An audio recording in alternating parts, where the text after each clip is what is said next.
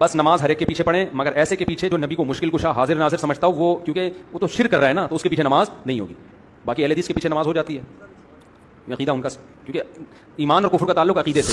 مفتی صاحب آپ کا یہ فتویٰ آپ ہی کے سر پڑتا ہے. آپ کا یہ فتویٰ اکابرین دیوبند پر ہے. آپ کے اکابرین دیوبند کی کتابوں سے ہم نے ثابت کی ہے کہ انہوں نے مشکل کشائی کے لیے نبی پاک علیہ السلام کو پکارا ہے، انہوں نے حاجت روائی کے لیے پکارا ہے. اکابرین دیوبند نے مصطفیٰ کریم علیہ السلام کے لیے حاضر و ناظر والا عقیدہ رکھا ہے، بلکہ پیروں کے لیے بھی مان لیا ہے.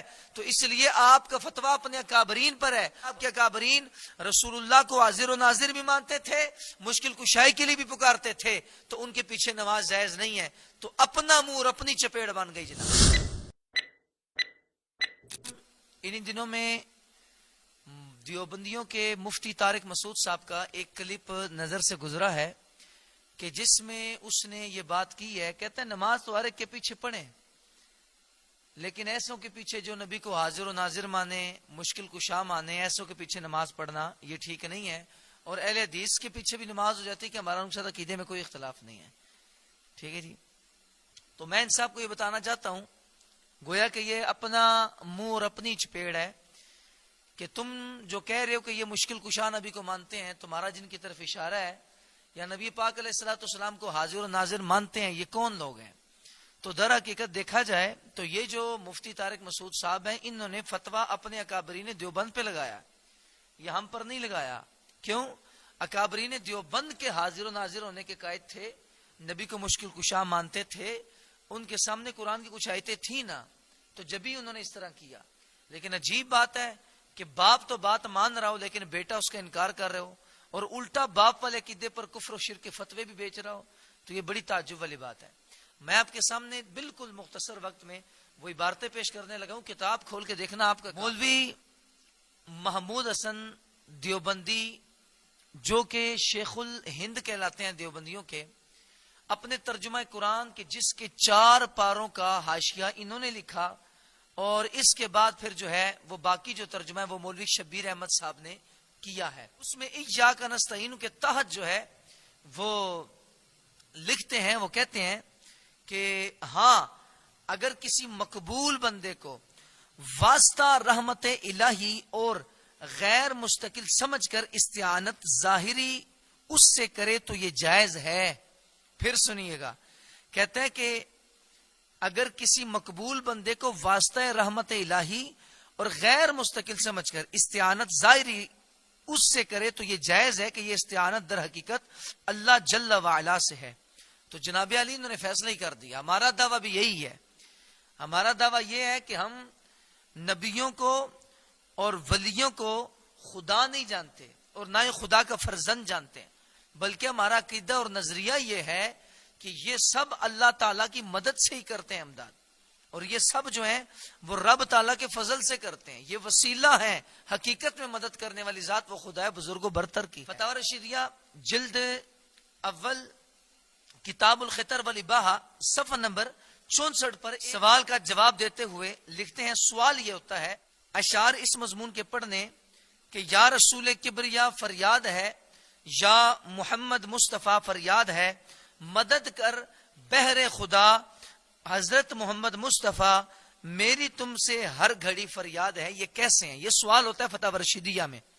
تو اس کے جواب دیتے ہوئے وہ لکھتے ہیں، کہتے ہیں کہ ایسے الفاظ پڑھنے محبت میں اور خلوت میں بئی خیال کہ حق تعالیٰ آپ کی ذات کو مطلع فرما دیوے یا محض محبت سے بلا کسی خیال کے، یہ جائز ہے. جی ہاں، انہوں نے تو ایسے اشعار پڑھنے کو جائز کہہ دیا ہے.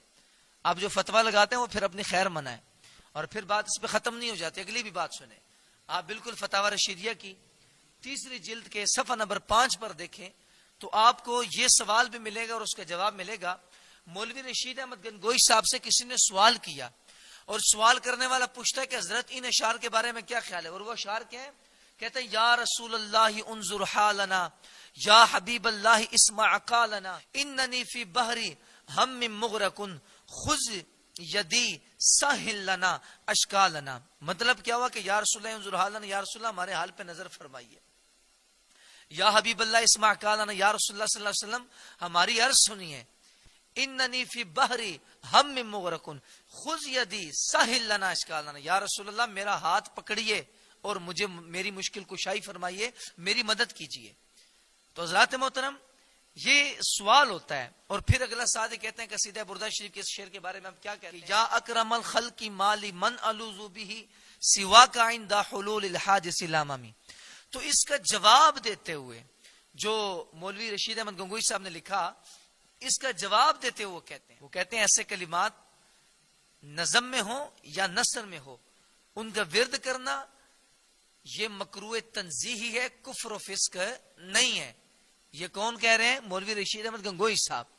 تو ان دونوں عبارتوں سے صاف پتہ چلتا ہے کہ حضور نبی کریم صلی اللہ تعالی علیہ وآلہ وسلم سے مدد مانگ رہے ہیں۔ پھر اس مدد مانگنے کو یہ کفر و شرک نہیں کہہ رہے، بلکہ یہ جائز کہہ رہے ہیں۔ کہتے ہیں بس یہ مکروہ تنزیہ ہے، کفر و فسق نہیں ہے۔ ٹھیک ہے، تو ایسے شعر پڑھنا جائز ہے۔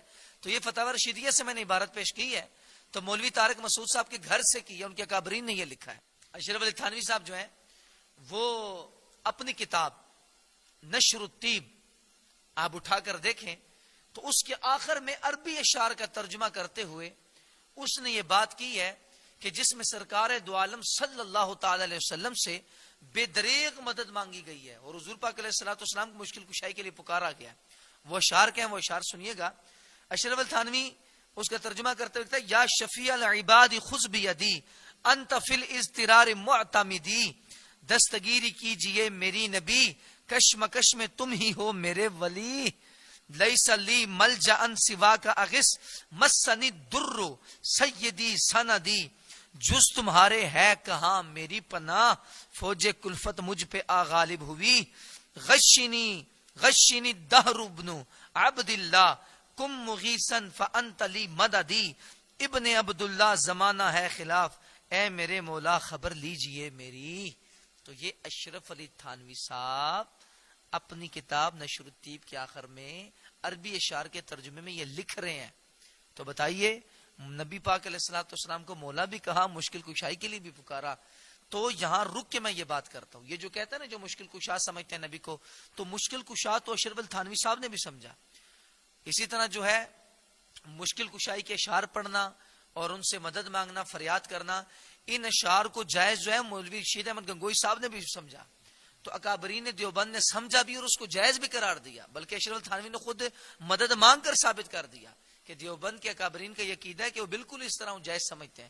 لیکن عجیب بات ہے، جس باپ کی اولاد ہے بعد میں اولاد جو ہے وہ منکر ہو گئی ہے، اور الٹا کہتے ہیں جس کا یہ عقیدہ ہے تو اس کے پیچھے نماز جائز نہیں ہے، وہ مشرک ہے۔ تو پتہ چلا کہ طارق مسعود صاحب کے نزدیک ان کے جو اکابرین انہوں نے شرک کی ہے، اور ان کے اکابرین اور ان کے ماننے والوں کے پیچھے نماز جائز نہیں ہے۔ پھر حضرات محترم اگلی بات یہ ہے کہ یہ کہتے ہیں کہ نبی پاک صلی اللہ تعالی علیہ وسلم کی جو ذات اقدس ہے ان کو یہ حاضر و ناظر مانتے ہیں، تو جو حضور کو حاضر و ناظر مانے ان کے پیچھے نماز جائز نہیں ہے، تو ویسے سب کے پیچھے پڑھنی چاہیے۔ اہل حدیث جو ہیں وہ عقیدے میں ہمارے جیسے ہیں، وہ کہتے ہیں۔ تو میں صرف طارق مسعود صاحب کو بتانا چاہوں گا کہ نبی پاک علیہ الصلوۃ والسلام کو حاضر و ناظر تو تمہارے اکابرین نے مانا ہے، تو جن اکابرین نے مانا ہے ان کی پیروی کرنے والے تو تم بھی ہو نا، تو اپنے اکابرین پہ فتویٰ کیوں لگا رہے ہو؟ سنو، میں اپنے سے بات نہیں کر رہا ہوں، امداد السلوک اٹھاؤ، صفحہ نمبر 10 کھولیں۔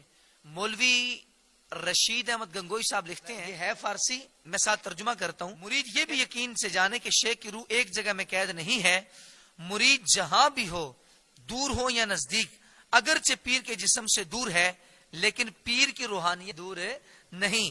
جب یہ بات پختہ ہو گئی تو ہر وقت پیر کی یاد رکھے اور دلی تعلق اس سے ظاہر ہو اور ہر وقت اس سے فائدہ لیتا رہے۔ مرید واقعہ جات میں پیر کا محتاج ہوتا ہے، شیخ کو اپنے دل میں حاضر کر کے زبان حال سے اس سے مانگے۔ ہاں فرماتے ہیں اس سے مانگے، پیر کی روح اللہ کے حکم سے ضرور القاء کرے گی، مگر پورا تعلق شرط ہے، اور شیخ سے اسی تعلق کی وجہ سے دل کی زبان گویا ہو جاتی ہے اور حق تعالیٰ کی طرف راہ کھل جاتی ہے، اور حق تعالیٰ اس کو صاحب الہام کر دیتا ہے۔